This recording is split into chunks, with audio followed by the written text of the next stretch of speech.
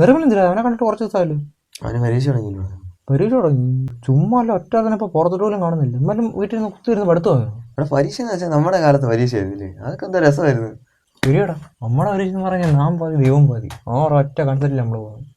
അതുവരെ ഇല്ലാത്തൊരു ഭക്തിയും രാവിലെ വേനയും പൂജിച്ചോണ്ടൊരു പോക്കുണ്ടായിരുന്നു. നമ്മുടെ എന്തെങ്കിലും പോക്കാന്നല്ലോ, നമ്മൾ പഠിക്കുന്നില്ലല്ലോ. ദൈവത്തിന്റെ ഭാഗത്ത് ഈച്ചെന്ന് ഫ്രണ്ട് വന്നപ്പോൾ എന്ത് ദൈവനെ തേച്ച് പരീക്ഷ എഴുതിയപ്പോൾ എന്ത് വേന എഴുതിയില്ലേ. ഫസ്റ്റ് നീ വേനയിലും കൊണ്ടുപോയില്ല, ഞാൻ അതില്ലാതെ ഭക്തി മാത്രമായിട്ടോ പോയത്, വേന എടുക്കാൻ മറന്നുപോയി. എടാ ഞാൻ ആദ്യം പരീക്ഷയ്ക്ക് പോയി താമസിച്ചാൽ പോയി. അതങ്ങനെ റോൾ നമ്പറൊക്കെ അനുസരിച്ചിട്ട് ക്ലാസ്സിൽ കയറി ഇരിക്കണ്ടേ. ഞാൻ ഉള്ള ക്ലാസ്സിൽ മൊത്തം കയറി ഇറങ്ങി നോക്കി.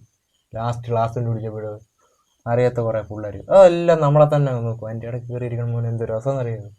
അതൊക്കെ നമ്മൾ ഇംഗ്ലീഷിന് പരീക്ഷ എഴുതായിരുന്നു തെറ്റി.